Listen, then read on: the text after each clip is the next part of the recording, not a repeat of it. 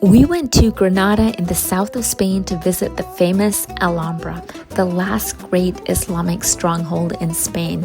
Built by the Nasrid dynasty, the Alhambra was designed to reflect paradise on earth. But it's not just a palace, it's a huge complex, a micro-city perched above Granada. In this video, we'll tell you what we learned from walking through 1,000 years of history in just one day, hidden gems inside the Alhambra that most visitors overlook. Is it worth going or is it a tourist trap? And practical tips to have the best experience. Stick around till the end if you're having a hard time getting tickets and if you love cats.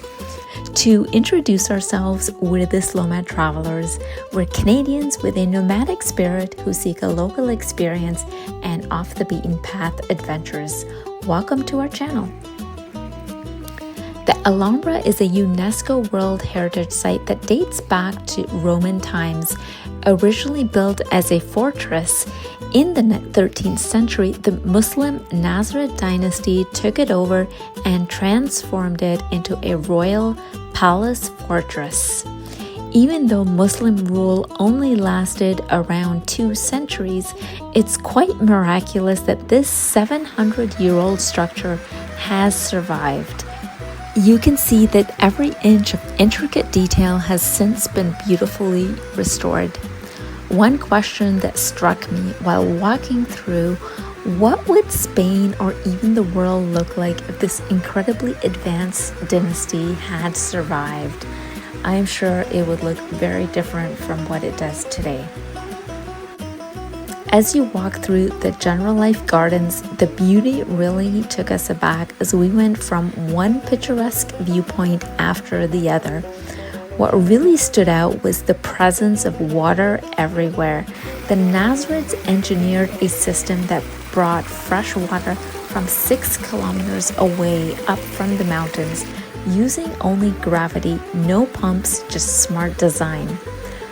For the 13th century, this was incredibly ahead of its time. In Islamic culture, water symbolizes life, purity, and divine blessing. You will see that it flows through every part of the Alhambra, from courtyards to channels to quiet reflecting pools. It's a reminder that life, like water, is precious. The water also helped with climate control, naturally cooling the palace in the scorching summers. So it was functional, not just beautiful, way ahead of its time. And unlike Western fountains that spray upwards, these fountains bubble gently or sit still. It's all about inviting reflection and looking inwards. By the afternoon, when most tour groups have left, the gardens become especially tranquil, and we were really able to take in the serenity. Both the gardens and the water features were the foundation of what Muslims believed paradise and the heavens were like, all meant to create a slice of heaven on earth. The Nasrid Palaces are the crown jewel of the Alhambra, the main reason most people visit. It's where the royal family lived and it's undeniably mesmerizing. There are a couple of things that really stood out to me about the palace. First is the incredible artistry of the Muslim builders. Without depicting any people or objects, they used only intricate calligraphy and geometric patterns. I found this simplicity creates a very calming, almost meditative feel as you walk through. Second, I wondered why would the Muslims put so much effort into building something so elaborate? Well, to them, this was not just a home for the Sultan's family. It was a political and spiritual statement. The Nasrids were the last Muslim dynasty in Spain, and their power was fading. Building the Alhambra was a way to show their strength, sophistication, and divine right to rule, even as the Christian Reconquista was closing in on them.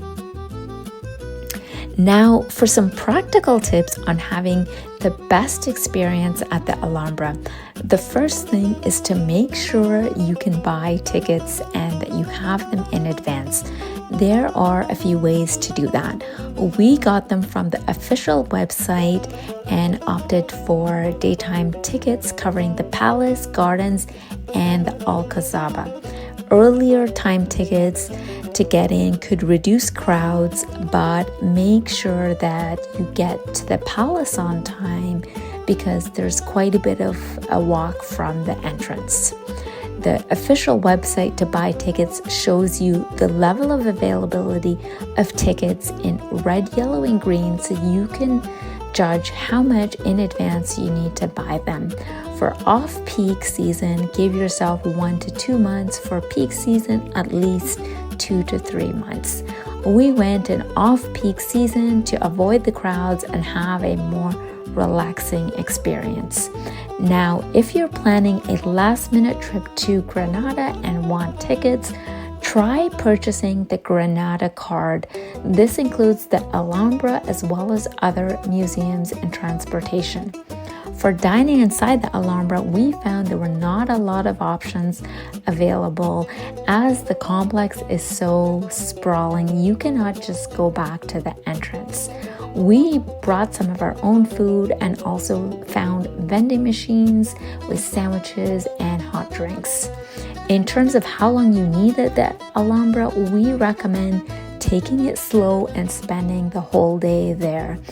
Almost all tours that we saw leave by midday, so the afternoons are really a time that you want to be there. The Alcazaba is the oldest part of the Alhambra, originally a Roman military outpost. Later, it became the Nasrid army's stronghold.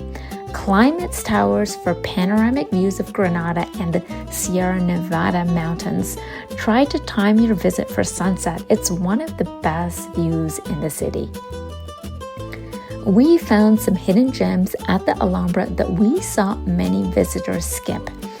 First is the Museum of the Alhambra. It dives into life under Nasrid rule, showcasing ceramics, artwork, and stories of everyday people. It made me wonder how much of what we see today is actually original. Surprisingly, a lot is. The bones of the Alhambra structures are the real thing, rescued from near ruin after centuries of neglect. At one point, it was even used to house livestock. The museum made me wonder, if the Nasrids were so advanced, why did they get conquered? They ruled for over 250 years, but Christian forces were steadily reconquering Spain. The last sultan surrendered the same year that Columbus set sail for the New World, and they think it's to protect the palace from being burnt to the ground. The dynasty left their legacy literally etched on every wall. We also met friendly Moroccan travelers who helped translate the Arabic inscriptions. It was a reminder that this place still has a voice so many centuries later. The second hidden gem is the Palace of Charles V.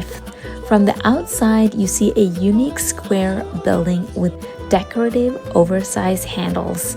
But when you walk in, you see an unexpected, perfectly circular Colosseum-style courtyard. This design was intentional.